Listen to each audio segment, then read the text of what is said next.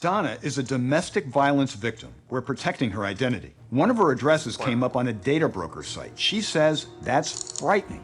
My name is Henry, and I am a privacy advocate. I've been compiling all the research and everything I've done into this channel, Techlore, for the last several years, and this is something that is my full-time job. And so yes, I can officially say that I study and live through the privacy journey for a living. The John Oliver episode that just came out was very exciting to me, but I wanted to break this down and see how accurate some things were and also give some insight behind the scenes on more of the technical front. I'm actually using an app called NewPipe for this, which is great for you Android users who want an open source YouTube client that respects your privacy a little bit better. More specifically, we're going to talk about the fact that we've all had unsettling moments when it became clear that our computer was monitoring our activities a little more closely than we might like. But we have all found ourselves being targeted by ads for something oddly specific and thought, how on earth did they know to show me that? And tonight, we're going to talk about who makes that possible. Right away, one thing I really like about this is it's really hard to give people tangible points of evidence and data as to why and how privacy matters. The one area where people really seem to understand privacy and the implications of it is through targeted advertising, because people do pay attention and notice and realize that they are being served similar advertisements that are actually tailored to them. So it's really good that you opened up with that, because I think it really allows people who have never been exposed to privacy before to understand, oh yeah, that is kind of a privacy thing because it's something that we all experience. People finding websites that pop up whenever you Google the name of your friend's sketchy new boyfriend, to these names that you may never have heard of. But what all these companies have in common is they collect your personal information and then resell or share it with others. As one expert puts it, they're the middlemen of surveillance capitalism. I really like how you use the word surveillance capitalism, and there's a great book that you should go ahead and read if you want to learn more about surveillance capitalism, because it is fantastic. Basically, every time you interact with society, you are leaving little breadcrumbs that can be gathered together and sold. And much of this happens online, thanks in large part to cookies. Just watch as a tech writer explains what they found when they tried to learn just how many companies were tracking them. So I started the day on Google and did a search, and 9 trackers were downloaded onto my computer. Trackers do what it sounds like they do. They track you. Next, I went to HuffPo, and I was swarmed. The trackers kind of multiplied. There were dozens and dozens. And the trackers are just kind of, on my heels as I go around the web. Right away, I know that a lot of people go, well, why should I care about privacy? What if I like those targeted advertisements? The reality is, privacy is having the choice, right? It's the choice of what data you want to share. And the reality is, you don't really have that choice nowadays. It's very hard to go out of your way to make yourself private. And it's why we pretty much have a job at this point in time. One thing I really wanted to talk about was he really brings up cookies and he nails on cookies. And I really want to outline that cookies are both an outdated concept, as we're starting to see more technologies come into shape that are hoping to replace cookies. But also, cookies are just one of several tracking techniques. And the New York Times opinion guy says trackers. He calls them trackers, and I think he's actually using this broader implication, whereas John Oliver is only focusing on cookies. Cookies are just loaded in your browser, and actually a lot of browsers nowadays, like Firefox, Brave, and pretty much most browsers nowadays have options to disable third-party cookies. So while cookies still are used to track people, it's actually a smaller technique, and there's many other things being utilized, like your IP address and browser fingerprinting information, because every browser is a little bit unique, and also trackers, like they mentioned, as well as JavaScript. So lots of these things are used in combination with cookies to help track you around the web. Private doesn't have to mean gross. There's nothing gross about looking. But data brokers often take all the breadcrumbs that they have gathered about you, pair them with other data they can obtain, and then share all of it with businesses who want to market to you. And they will frame this as a win-win. This is a person. They all look and act different, but people are fundamentally the same. They all want respect, protection, and an easier time getting the things they need from brands. Right, the big 3.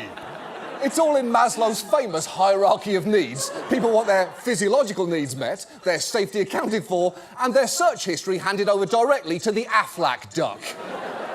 Marketing is a very powerful tool as of today when it comes to privacy, because we have a lot of companies like Facebook and all these other big tech companies who claim themselves to be private, and it gives people kind of this illusion of privacy. And even these data brokers, whose pretty much entire job is to invade people's privacy, try to sell themselves as being some kind of solution that people need. And the reality is people don't need these services. So I really like how he brought that up, because pretty much all of these companies have some kind of weird justification for their business model to pretty much justify why they're even in business. There is also a dark side here, because some companies can and do draw up even more narrowly targeted lists, like people with certain ailments or sexual preferences, and then sell those lists to anyone who wants to buy them. And what they can buy is pretty troubling. WREL bought thousands of names and addresses of local people with serious illnesses. So we bought this data, and it tells us you're pregnant. Yes, And you are. I am. This really speaks to really a broader issue here, which is people don't really care about privacy until it impacts them. It's really easy and in many ways privileged for you to go, I don't care about privacy because it hasn't impacted you yet. But the reality is a lot of people need privacy day to day to actually just survive. There are some countries who have people who believe certain things that they're not allowed to speak on, and they have to keep that information private about themselves.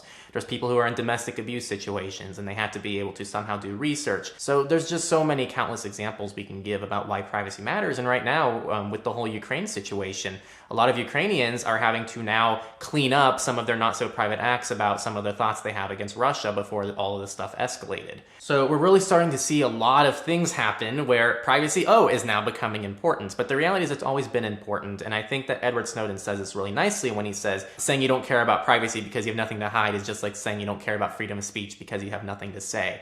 And if you're thinking, but that's illegal under HIPAA, right? Well, no.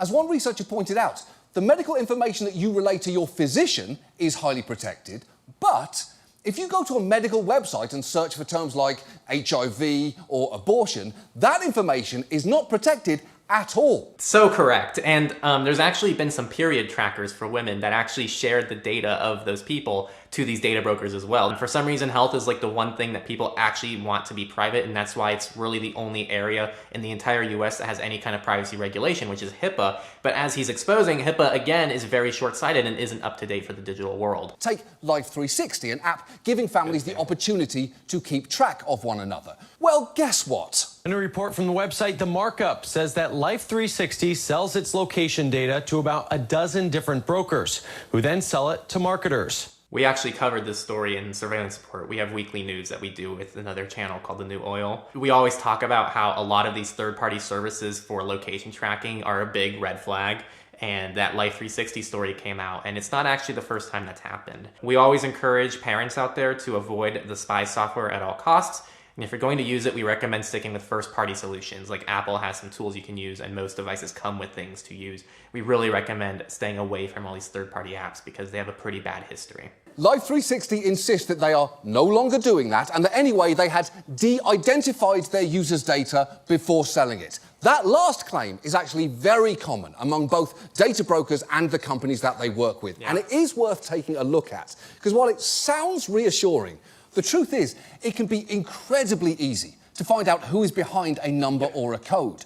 One team of researchers even found that 99.98% of Americans would be correctly re-identified in any dataset using just 15 demographic attributes, among them age, gender, and marital status. I really like how he talks about this because this is something we also hear all the time, which is, it's okay, we anonymize the data. So if your phone is tracking your location everywhere you go, and it's with you at this location between 12 o'clock and 8 a.m. every single day, which is probably where someone's sleeping, and it goes with them every day to work, and it tracks their habits of everywhere they're going, it doesn't matter if the data is anonymized and the name is stripped from it. At the end of the day, you already have the home address of that data point. And so this whole concept of anonymized data really should be taken seriously because there's really no such thing as anonymized data. There are very, very, very few data points that would need to be used in an isolated environment for it to truly be considered anonymous data. And I really appreciate how John actually talks about this because it's a serious problem. Consider that there are others out there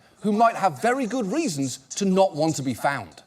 Donna is a domestic violence victim. We're protecting her identity. One of her addresses came up on a data broker site. She says that's frightening. If you have someone that's tried to kill you, for them to be able to just type in your name in any known address that you've ever stayed in. So I don't know if John's going to talk about this, but it's really important. I'm pausing here on this frame because these are reverse people searching websites. Essentially, what these allow you to do is you type in someone's first and last name, and it tries to pretty much give you any information regarding them. You can also do a reverse phone number lookup. You can do a reverse address lookup. Pretty much, if you have a single data point on someone, you can do your best, you who's watching this video, to see what you can gather about that person. I actually recommend everyone watching this video goes to one of these people searching websites and tries to find yourself through it to see what's out there on you, because a lot of people, at least in the US, are going to find that pretty much all their information is out there. It benefits the government too, because it gives them a very attractive loophole to the Fourth Amendment protection against unreasonable searches and seizures, because under that, the government typically needs a warrant to collect information about you without your consent. But if it is not forcing someone to turn over your data, if it's simply buying it from a data broker, that is apparently fine, no warrant necessary. So we actually cover this a lot in our weekly podcast surveillance report. This happens very frequently, maybe at least once or twice every month we get stories regarding this.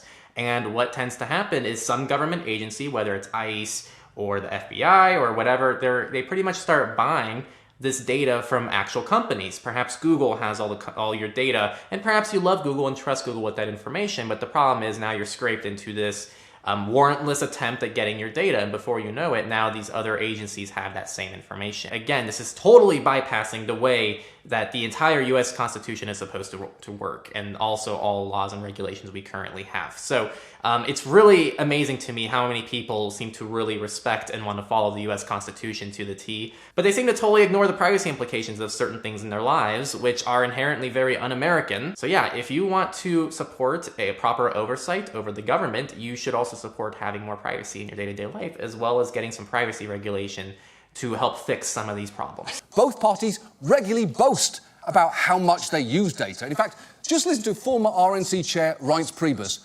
openly bragging about it. Everything about almost every potential voter in Georgia is known, and it's not even a joke. They know what beer they drink, what car they drive, how many kids they have, and all that data is used to target every single voter in Georgia.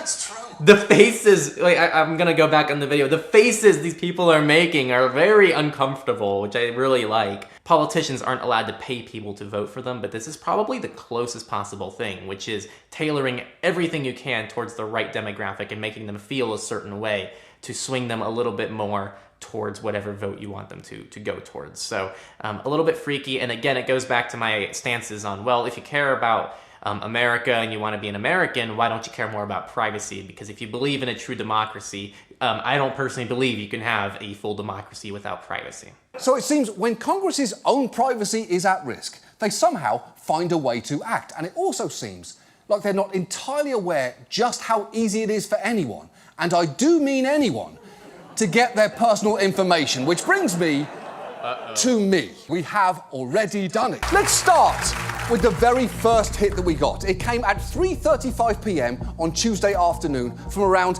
the Embassy Row area, when a man fitting our demographic description clicked on the Ted Cruz ad, meaning that we now have his IP address and device ID, and also know that he did it on an Android phone, so we could now take steps to identify him, just like we could with all these others who clicked on one of our ads in the Capitol Hill area this week, including at least 3 who may have been inside the Capitol building itself.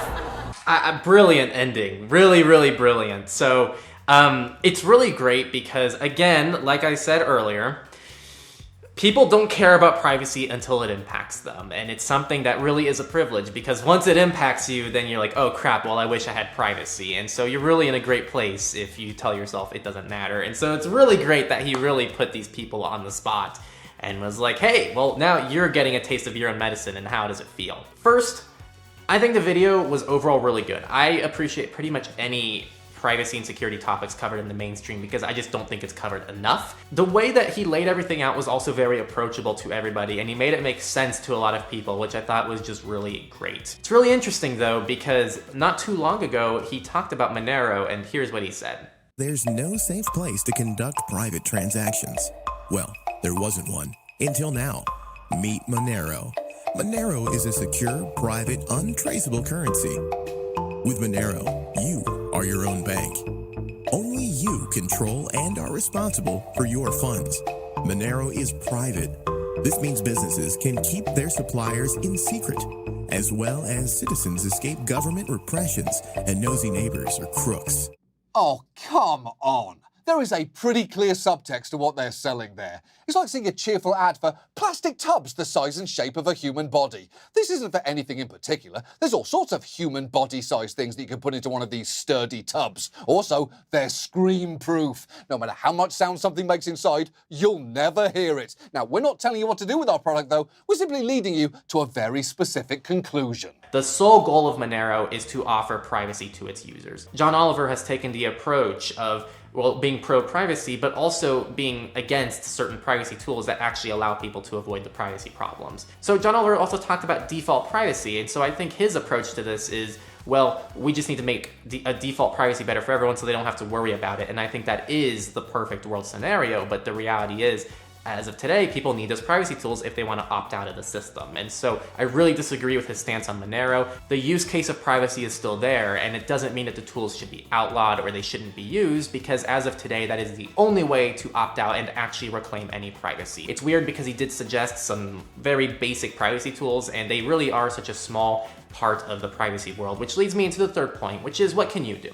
First off, there are so many things to do, and it's kind of unfortunate that they couldn't get more into it because he just kind of recommended disabling a single toggle on your iPhones and switching to a web browser that's not Chrome. But there's so much more to it. There's your search engine, there's your IP address, there's what scripts are allowed to run within your browsers, there's how you remove your information from these people searching websites, there's all your different settings within your web browser, there's your search engines, there's the operating systems that you're running that also inherently track you, at least many of them do. So there is so much more to this than just turning off a toggle. If you really want to get started, I recommend checking out our Become Anonymous guide. As the name implies, it really takes you deep into the nitty-gritty, and it is quite extensive. We also have a much more thorough course if you really want to be extra thorough, and it's a 4-hour course.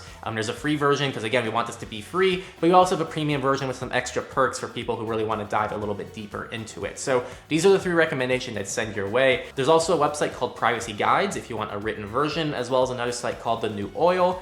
There are many other resources out there. We shouldn't be your only source of information because we don't know everything either, but the stuff we have, I think, is incredible, and it'll really help you kickstart your privacy journey. So, in summary, thank you, John Oliver, if you ever see this, for making such a fantastic real world and very approachable take on privacy. I don't agree with 100% of everything, but it's like 99% perfect, and I think it was really well executed, and I think that we need to see more things like this from other people. And so all of you people who watch this video, I really hope that you go check out John Oliver's version. If you want to watch the whole thing, I'll leave it linked down in the description. It is really fantastic. Make sure to subscribe from whatever video platform you're listening in on. Give this video a like and definitely share it around. This is one of the most approachable videos. So if you want to make a difference with privacy, the other layer to it is advocacy, and really sharing this type of content around with people you know can be a very effective way to spread privacy to more people.